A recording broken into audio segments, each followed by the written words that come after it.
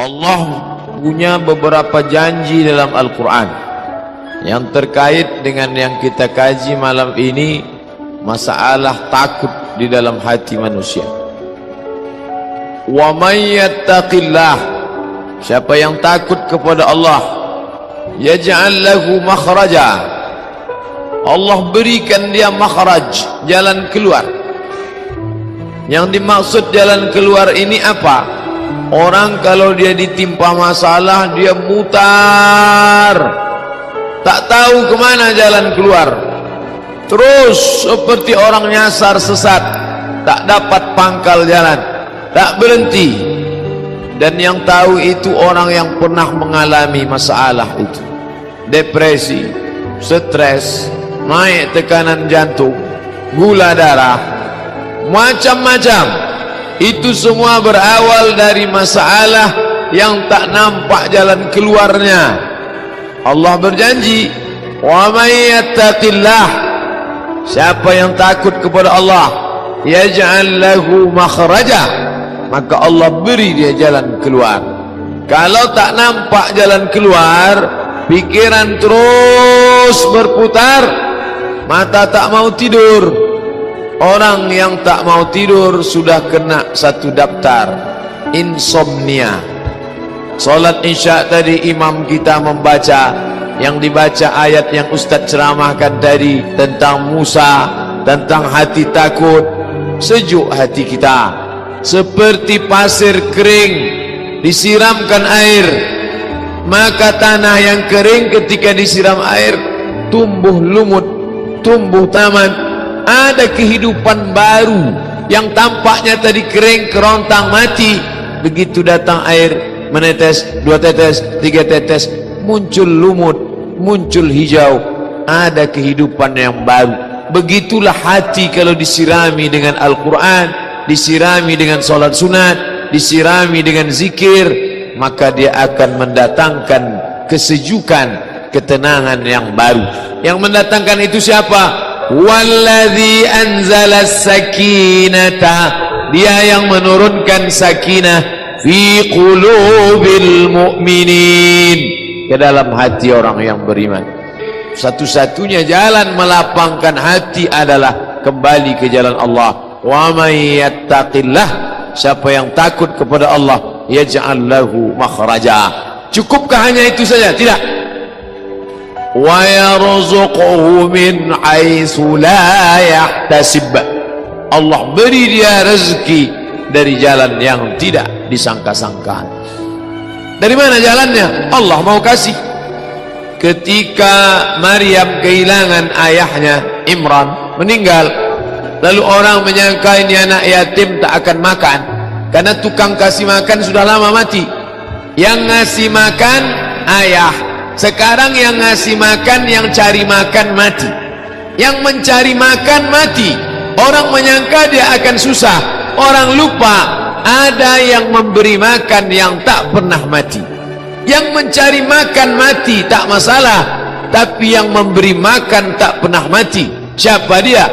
Ar-Razzaq, yang maha memberi rezeki. Subhanallah, Masya Allah.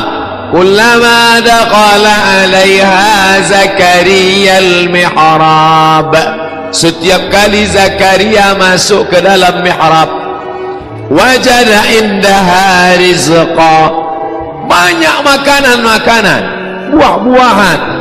Siapa yang ngantar ini?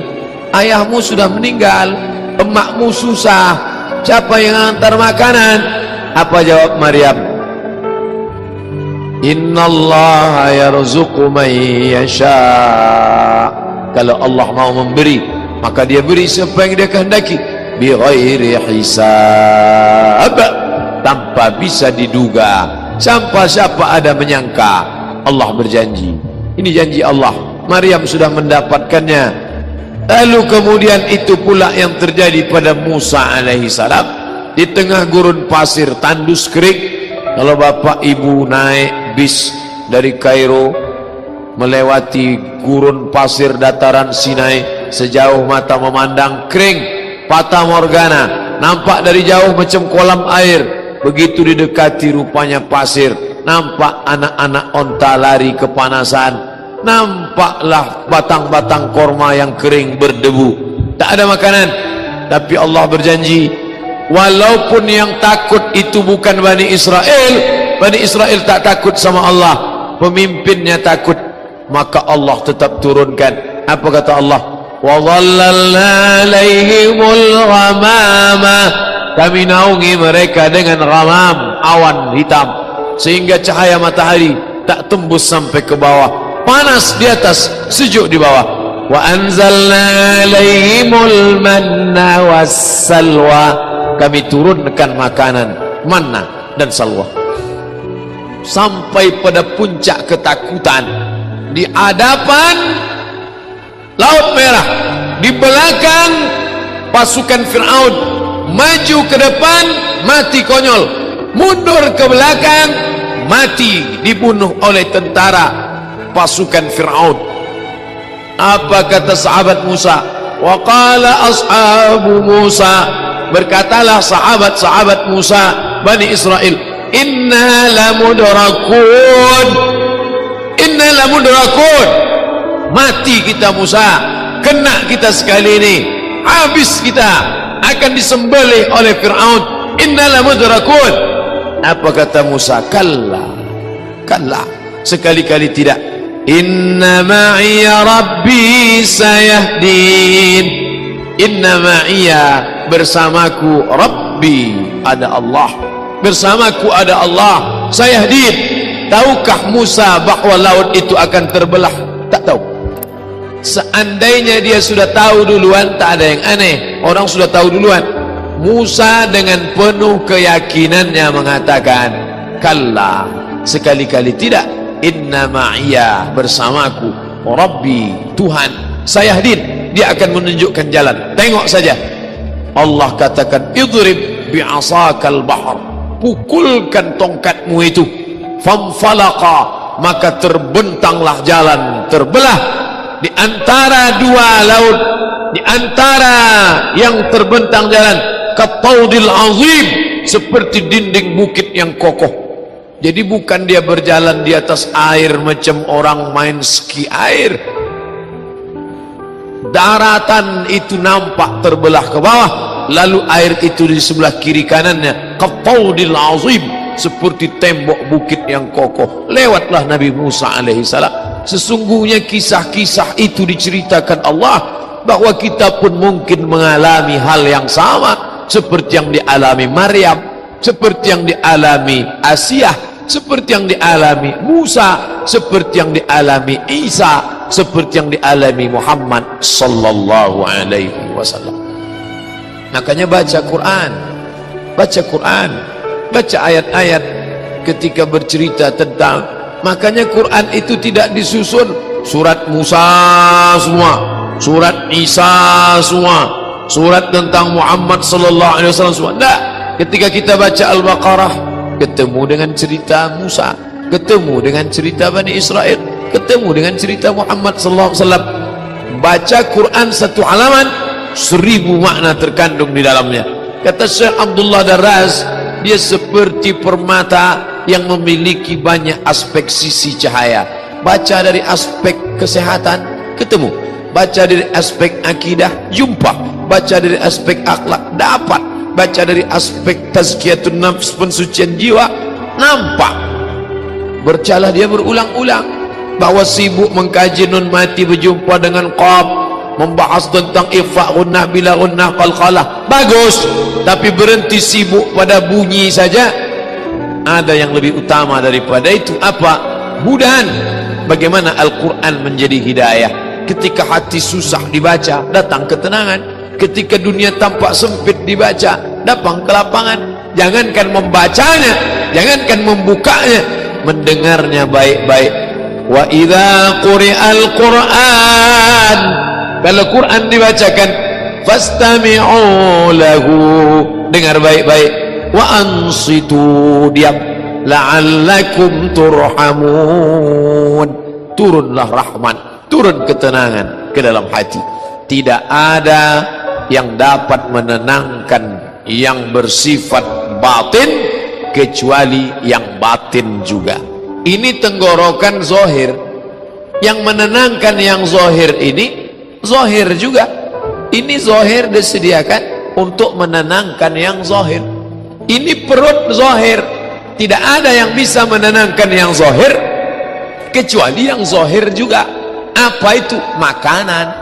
Tapi yang batin mau ditenangkan dengan yang zahir nggak ketemu, simpangnya lain. Zahir tenangkan dengan zahir, batin tenangkan dengan batin. Banyak orang sekarang salah. Datang orang mau minta, "Pak, makan Pak." Belum makan, suruh berzikir. Ya mana bisa. Orang minta makan ya kasih nasi bungkus, menenangkan ususnya dengan makanan. Setelah dia kenyang baru suruh dia berzikir. Udah kenyang, udah coba zikir. Subhanallah, subhanallah, subhanallah. Gimana? Tenang, tenang Pak. Tenangnya di mana? Di sini Pak. Yang batin tenangkan dengan yang batin. Sekarang orang stres, dibawa jalan-jalan ke Danau Maninjau. Stres, galau, dibawa ke danau. Orang yang hatinya tenang nengok danau, subhanallah, ma khalaqta hadza batila. Tidaklah yang kau ciptakan ini sia-sia. Dia sedang stres, dibawa nengok danau. Apa yang kau lihat? Rasanya aku mau terjun aja ke dalam. Tak bisa. Menenangkan yang batin itu, bawa dia ke masjid, suruh dia berzikir, bawa dia sholat. Setelah hatinya tenang, baru nampaknya luas ternyata dunia ini ya. Tadi pandanganku udah sejengkal aja udah rasanya. Banyak orang sekarang salah menyikapi yang zahir dengan yang batin. Bapak Ibu yang dimuliakan Allah Subhanahu wa taala, beruntungnya bapak-bapak yang punya anak-anak yang sudah menenangkan diri dari sejak muda belia. Bertuahnya pula anak-anak yang punya bapak ibu yang menenangkan dia dengan kalimah-kalimah tauhid, dengan tasbih, tahmid dan takbir, dengan membawa dia ke masjid, kembali kepada jalan Allah Subhanahu wa taala. Kalau makin banyak ngaji, hati makin tenang, lanjutkan. Kalau makin banyak baca Quran, hati tenang, teruskan. Kalau sudah belajar dengan guru, hati menjadi baik, teruskan. Tapi kalau hanya menjadi garang, menjadi makin brutal, menjadi orang yang melawan, maka kita sedang bersangka-sangka berbuat baik, padahal kita sedang dipermainkan setan. Wa yahsabuna annahum yuhsinuna sun'a. Mereka menyangka sedang berbuat baik, padahal mereka sedang dipermainkan. Nauzubillah. Islam mendatangkan ketenangan batin. Kalau sudah tenang, barulah bisa mencari nafkah dengan baik. Keluar dari masjid, waktu masuk tadi ke dalam mau cari ketenangan. Allahumma aftah li abwaaba rahmatik. Curahkan rahmatmu supaya hatiku tenang. Curahkan rahmatmu supaya otakku tenang. Curahkan rahmatmu supaya batinku tenang. Setelah dapat rahmat Allah, keluar ke masjid.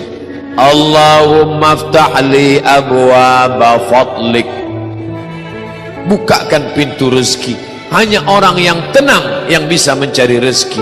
Kalau hatinya tak tenang, duduk dia di ruko, duduk di toko, orang ngasih 50.000, baliknya 250.000. Rugi. Orang menyerahkan cincin besi, dibalikkannya cincin emas. Rugi. Orang ini untuk pupuk, disiramkannya racun, rondap disiramkannya ke tanaman, habis. Kenapa? Hati tak tenang. Tenangkan dulu di rumah Allah, baru kau pulang ke rumahmu. Sekarang orang terbalik, mencari ketenangan di rumahnya sendiri. Dia tak jumpa ketenangan itu ada di dalam Baitullah. Oleh sebab itu Bapak Ibu, tengoklah kita di masjid ini. Berapa lama sudah kita datang ke masjid ini. Masjid ini tak siap-siap, tapi hati kita tenang. Itu menunjukkan ketenangan ada di kita kan Allah. Masuk kita ke hotel mewah, megah, cantik, rapi, tapi hati kita tak tenang. Tengok sini rok pendek, tengok sana baju pendek. Hati kita tak tenang, kacau, galau. Bapaknya tenang, ibu pula tak tenang.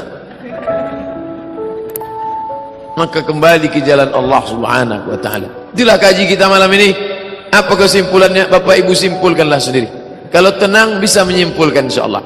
Kalau tak tenang, tak dapat kesimpulan, berarti belum tenang.